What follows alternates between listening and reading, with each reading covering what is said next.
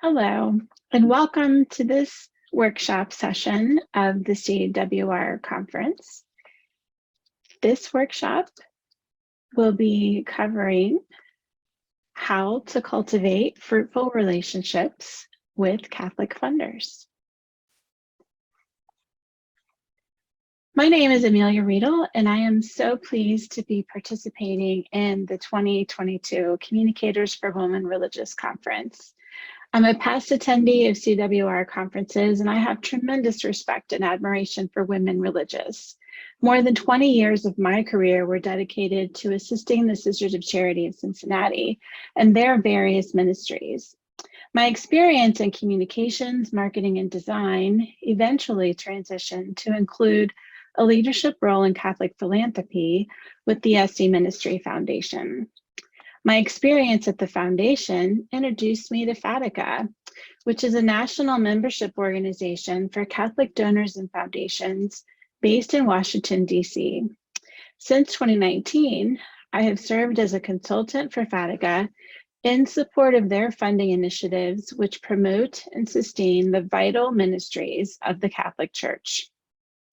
In the fall of 2021, I joined the communication faculty at Xavier University in Cincinnati, where I hope to inspire the next generation of communicators and innovators of social change.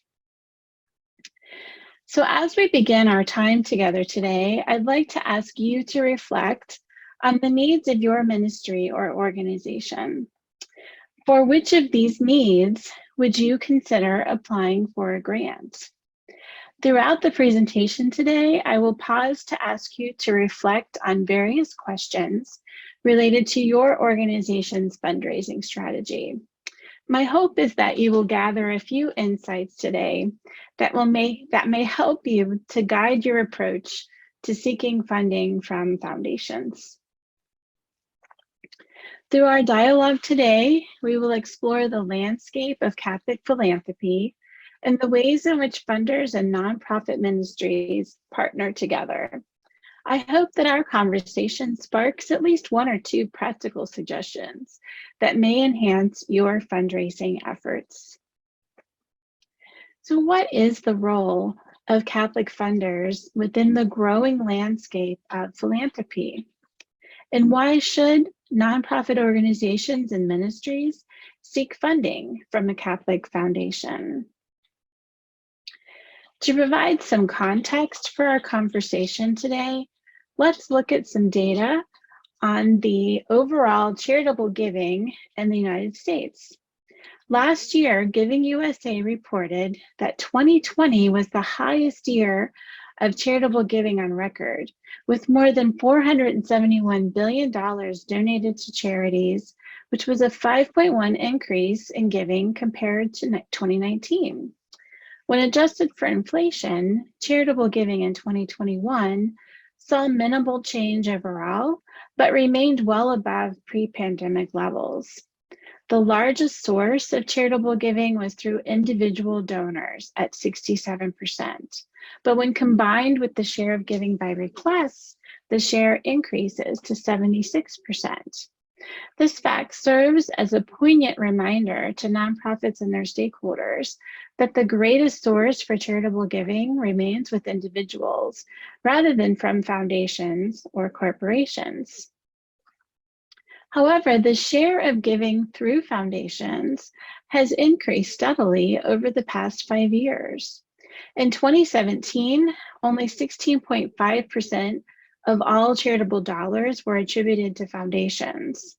Gifts from foundations in 2020 were reported at the highest on record at more than $88 billion, representing 18.9% of total giving. In 2021, the share dipped only slightly to 18.7%.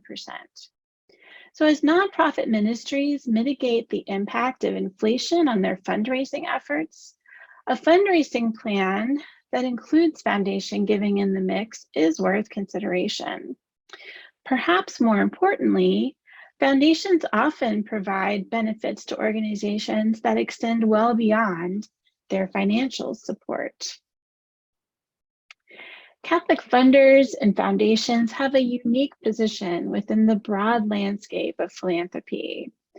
Through their mission to sustain the kingdom of God, Catholic foundations fund projects that many secular foundations would not fund, and many Catholic funders focus their support on issues related to Catholic social teaching. In addition, Catholic foundations often provide many benefits that extend beyond financial support, such as the fact that funders may serve as topical experts and strive to share their knowledge and research on best practices. They often connect organizations with their network of other potential funders or to individual donors through donor-advised funds. Many foundations also offer training and development opportunities to build capacity and strengthen the vitality of nonprofit organizations. Catholic funders want to partner with organizations who share a similar mission and to invest in their programs for collaborative impact. This relationship is viewed more as a partnership rather than a purely financial or transactional relationship. Catholic grant-making organizations are also driven by a spiritual component of stewardship, a desire to focus on Catholic social teaching and a commitment to servant leadership. An example of this spiritual component of Catholic philanthropy is provided through this quote from the president of Specialty Family Foundation. I interviewed Joe for an article I was writing about Catholic philanthropy, and he shared with me, "I would not be doing this work without my Catholic faith. I look to the example of Christ to help inform all of my decisions. Our Catholic lens allows us to place mission first, ahead of the money." So how does your organization identify potential grant-making funders? Have you had success with identifying funders who want to support your mission? Please take a minute and reflect.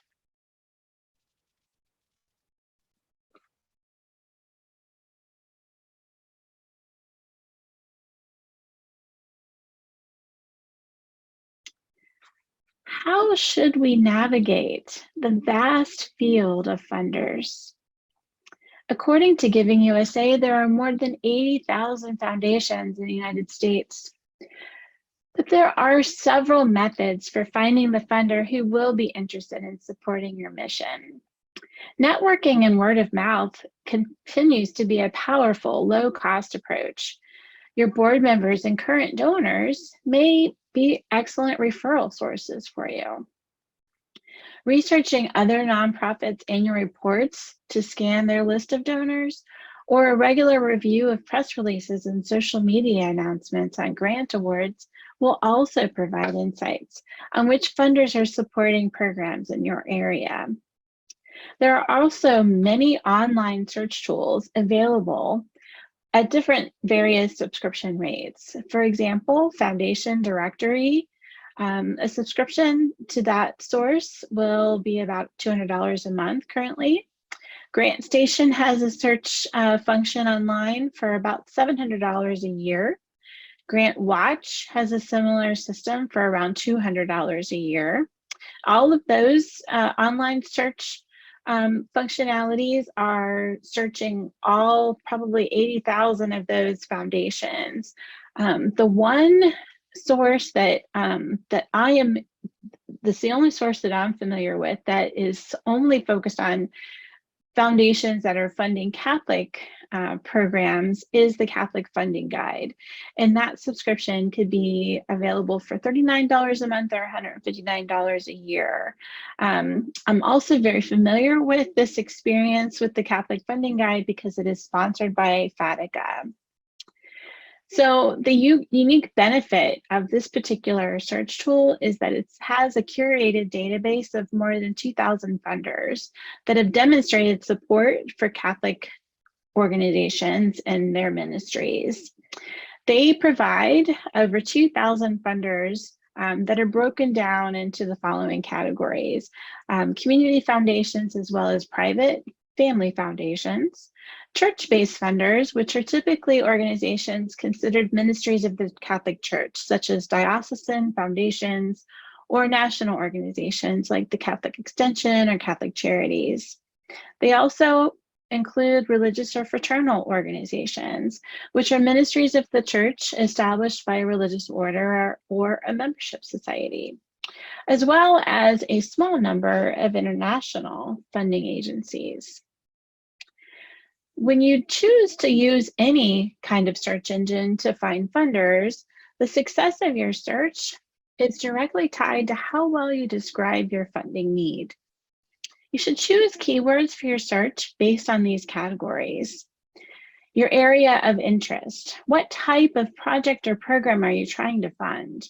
Examples might include education, social services, housing, etc. Population served. Does your program serve a specific segment of the population? Examples would include the elderly, youth, families, women. And then geographic region. Does your program serve a specific community? You should list the city, state, or region where your program is making an impact. When searching for funding, it's helpful to note if the funder implements an open request process or an invitation-only process. In an open process, foundations accept unsolicited requests, and they usually post information about the request process on their website. Many of them offer one or more funding cycles a year. Funders who utilize a closed process, it's also called an invitation-only process, tend to be highly focused on specific causes or community issues. In the Catholic Funding Guide, about 60% of the listed funders support an invitation-only funding process. So this issue leads us to our next question for reflection. With so many funders operating on an invitation-only funding process, what does your organization need to do to receive one of those invitations?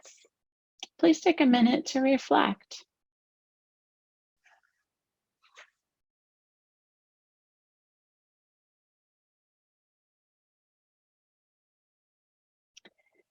In my interview with Joe, the foundation president, he explained his foundation's rationale for utilizing an invitation-only grant request process. He said, if generating ideas and innovation is the goal, then an open process works well. However, if you are trying to solve a big problem that affects a lot of people, this is probably not the kind of problem solved by an open process. So it is because there are more foundations that are trying to solve those bigger problems that they've elected to choose more of the invitation-only processes. But that doesn't mean that organizations cannot still seek those invitations from those foundations.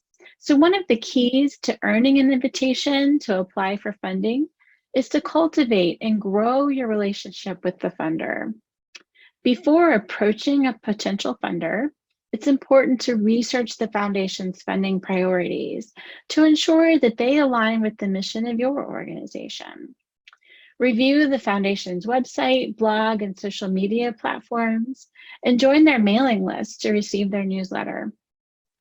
You might want to review the foundation's board member list to discover if there are any connections among your own stakeholders. And then you could determine if the foundation has funded programs similar to yours by reviewing their grant history. Many search engines will provide you with a list of grants that the funder has supported in the past, or a link to their 990 forms if they are required to file those with the IRS. Meg from the Catholic Community Foundation in Minnesota also discussed their invitation-only funding process with me. And she said, our application process is not open to everyone, but we are interested in hearing about opportunities for funding that may be a good match for our support.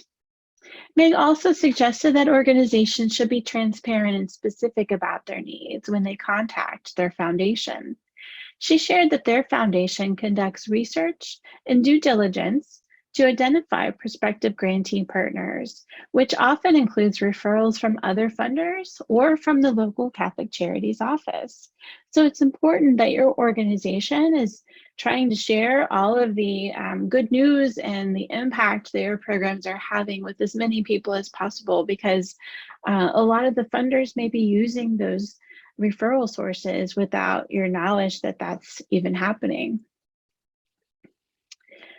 Many organizations may not realize that foundations that utilize a closed request process are still open to hearing about the needs of an organization and the impact that they're seeking to achieve. To connect with a potential funder, you might consider making a personal phone call or sending an email directly to a foundation staff member, asking a funder or a board member or a community partner to make an introduction for you. Be sure to share stories about the impact of your programs wherever you have a conversation with community members, as well as through your own communication vehicles. Joe from Specialty Family Foundation shared that he will give any organization that calls 5 minutes of his time, and then schedule a call for an additional 30 to 60 minutes if they have presented a compelling case. He told me that a year or two may pass after that initial conversation before he may be able to actually reconnect with the organization. And at that point, he'll say, "I told you I wasn't going to forget about you," and offer an invitation for the organization to apply for a grant.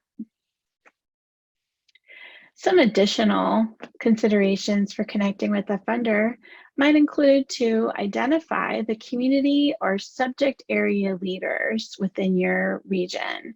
Some foundations choose to intentionally partner with organizations who are working comprehensively on a complex issue, which may involve longer-term support from the funder for multiple years. This allows for greater space and time for the partnership to grow between the grantor and the grantee, and for the program to deliver outcomes that can be measured and tracked over time. The other idea would be to discover the funders that are promoting education and training. Funders often offer community events to educate and/or advocate for specific issues. They may also sponsor capacity building workshops to help nonprofits improve their operational or management skills, or to increase board engagement. Many of these opportunities are open to any nonprofit organization and could provide a natural introduction to the funder or other community partners. And finally, you might consider identifying the effective communicators and community builders in your area.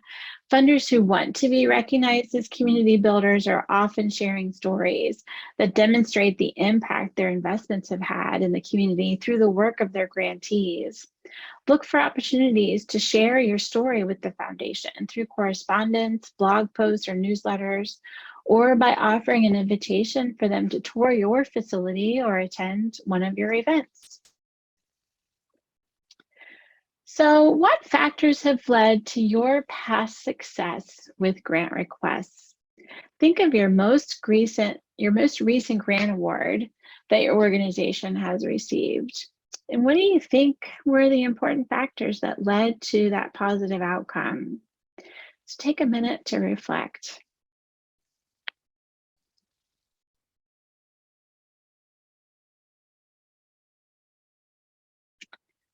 Most successful projects begin with effective planning. So here are some tips to guide your grant proposal process. Before you even begin writing any kind of proposal, review and update all of your organization's online profiles. It's important to verify that the information you plan to share in the grant proposal is consistent with the information on your organization's website, as well as any other public profiles your organization may have through GuideStar, Charity Navigator, GreatNonprofits.org, or any others that are out there. Should also work on collecting your organizational documents. Many foundations require proof of nonprofit status, tax-exempt status, as well as other financial documents as part of the grant request process. So to prevent any delays, it's always a good idea to gather those documents in advance. You might also investigate if the foundation provides some learning opportunities or grant writing workshops that might be helpful to direct the writing for their particular application style.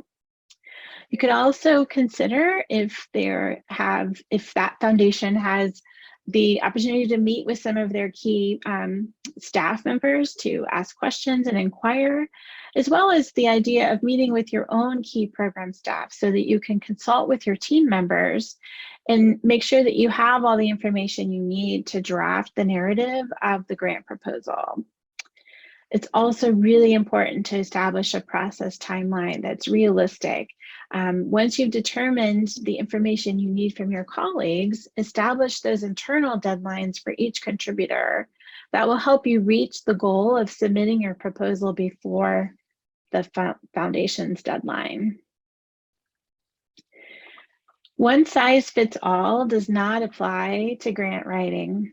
Every proposal really should be customized for each specific funder and should clearly connect the funder's mission and grant making priorities with your organization's mission and services.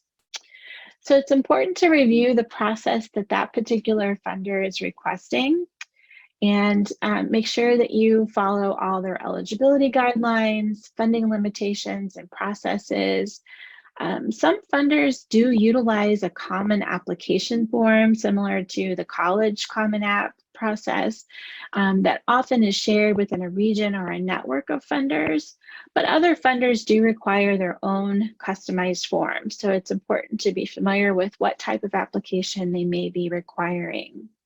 And if the funder is utilizing an online application process, which I think nearly all of them are now, it might be a good idea to check that foundation's website to see if they have a sample grant application that may be used to draft offline before completing the form online. So then you'll work on collecting your content and starting to write the different narrative aspects. So the organizational narrative normally is a description of the mission, purpose, and history of your organization. The program narrative will describe the opportunity or need that your program is addressing and how it's addressing that need with your community. The evaluation component will describe the desired outcomes of your program and how they are being measured within a specific period of time. This section may include a description of past successes with the program as well as the anticipated impact that would be accomplished with the grant support in the future. It's important to avoid over-promising results for anticipated outcomes. Very few programs result in 100% effectiveness. In fact, that usually raises a red flag with foundation program officers. So it's always better to be realistic and set goals that are attainable. And finally, the budget is an important part of a grant proposal. You want to look at providing the organizational budget as well as the total budget for the program for which you're requesting funding. And a description for how the grant award funding would be used. Foundations may request, in addition to that, a list of other grants that your organization has received or is in the process of requesting. If you have the ability to determine a dollar amount for your funding request, most funders prefer to fund only a portion of the program's budget, and some funders may specify the actual percentage they are willing to fund. To ensure that the requested amount falls within the funder's usual range, you might consider reviewing the funder's past grant activity through their website or their 990 forms to explore the types of grants awarded and their associated dollar amounts. So a few tips for when you are actually in that writing stage of writing your grant application. It's really important to write clearly and concisely. And after you've written that first draft, review it and have some other people on your team review it to determine if any information has been duplicated or if anything can be shortened without altering the meaning. Do not provide volumes of information beyond the requested requirements. And remember to write for an audience outside your sector. Have someone outside your program area review your draft to make sure all of the content is understandable to someone who is not familiar with the topic. To strengthen their comprehension of your narrative, you should avoid industry-based jargon or acronyms that may not be familiar to people outside your industry or geographic area. It's always good practice to allow twice as much time as you think you're going to need. The time needed to complete the grant proposal may correlate with your level of experience in grant writing and with the number of people who need to be included in the review process. Several cycles of revisions may be needed in order to fine-tune your proposal. So you just want to make sure you have planned to allow for that to happen. It's also a good practice to plan to submit your proposal early. Set internal deadlines for information collection and staff reviews that lead toward your proposal's completion at least one day before the submission deadline. When I was working with the foundation, we had lots of, a few here and there of our grantee applicants that would say, oh my gosh, we had a power outage or we had a flood, or there's something that comes up, and if you've waited until that last minute, it can be really stressful for everyone as you're trying to get that application in on time. So once you have accomplished this amazing grant award, unfortunately, it's not time to just celebrate and sit back and appreciate that. There are some additional responsibilities that need to be managed as part of that funder-grantee relationship. And as in all effective relationships, communication is vital. So we have a few tips to consider for successfully managing your grant. It's important to provide timely and appropriate acknowledgement of your grant award. Usually the funder will provide some instructions in their grant guidelines to determine how they prefer to be acknowledged. Some funders may wish to give anonymously, while others expect or even encourage public recognition. So it's important to have a good understanding of what that expectation is. You also want to make sure that you adhere to their grant guidelines for submitting progress reports and providing accountability to the foundation. Those kinds of requirements vary based on the foundation, but it is important to fulfill those report requests on time with the appropriate information. This not only supports the effectiveness of your relationship with the funder, but it also could be a factor in future funding decisions. It's really important to inform your foundation if any significant changes occur with your organization or the funded program, including changes to staffing, the budget, the timelines, or the anticipated results.